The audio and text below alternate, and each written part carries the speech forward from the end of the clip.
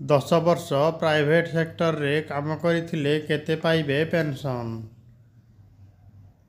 କର୍ମଚାରୀ ଭବିଷ୍ୟନିଧି ସଂଗଠନ ନିଜର ସଦସ୍ୟମାନଙ୍କ ପାଇଁ କର୍ମଚାରୀ ପେନ୍ସନ୍ ଯୋଜନା ପ୍ରବନ୍ଧନ କରିଥାଏ। ଏହି ଯୋଜନା ମାଧ୍ୟମରେ ଇପିଏଫ୍ଓ ସଦସ୍ୟଙ୍କୁ ସେମାନଙ୍କ ସେବା ଅବଧି ଓ ବେତନ ଆଧାରରେ ଏକ ନିଶ୍ଚିତ ସମୟ ପରେ ମାସିକ ପେନ୍ସନ୍ ପ୍ରାପ୍ତ ହୋଇଥାଏ।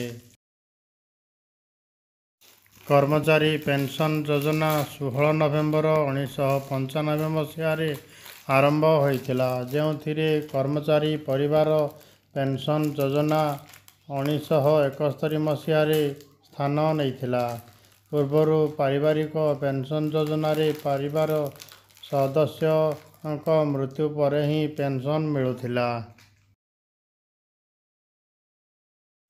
କର୍ମଚାରୀ ପେନ୍ସନ୍ ଯୋଜନା ପାଇଁ ପାତ୍ରତା ଏଥିପାଇଁ ନ୍ୟୁନତମ 10 ବର୍ଷ ସେବା କରିଥିବା ଆବଶ୍ୟକ।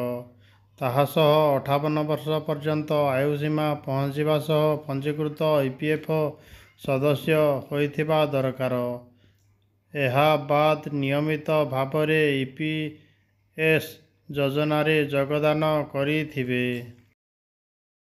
କୌଣସି କମ୍ପାନୀ ବା ସଂଗଠିତ କ୍ଷେତ୍ରରେ ଚାକିରି ଆରମ୍ଭ କରିବା ସମୟ ମାତ୍ର ବ୍ୟକ୍ତି ସ୍ୱତଃ ଭାବରେ ଇପିଏଫ୍ ସଦସ୍ୟ ହୋଇଯାଏ। ଏଥିପାଇଁ ତାହାର ମାସିକ ଦରମାରୁ କିଛି ଟଙ୍କା କଟିଥାଏ, ଯାହା ଇପିଏଫ୍ ଓ ଇପିଏସ୍ ଭାବରେ କଟେ। ଏହା କର୍ମଚାରୀଙ୍କ ଭବିଷ୍ୟକୁ ସୁରକ୍ଷିତ ରଖିବାରେ ସାହାଯ୍ୟ କରେ। ସେବାନିବୃତ୍ତି ପରେ ଏହା ବ୍ୟକ୍ତିର ଆପଦକାଳୀନ ସମୟରେ ବିତ୍ତୀୟ ସହାୟତା ପ୍ରଦାନ କରିଥାଏ। ନିଜ ମୂଳ ବେତନର ମୋଟ 12% ଏଥିରେ ଜମା ହୋଇଥାଏ।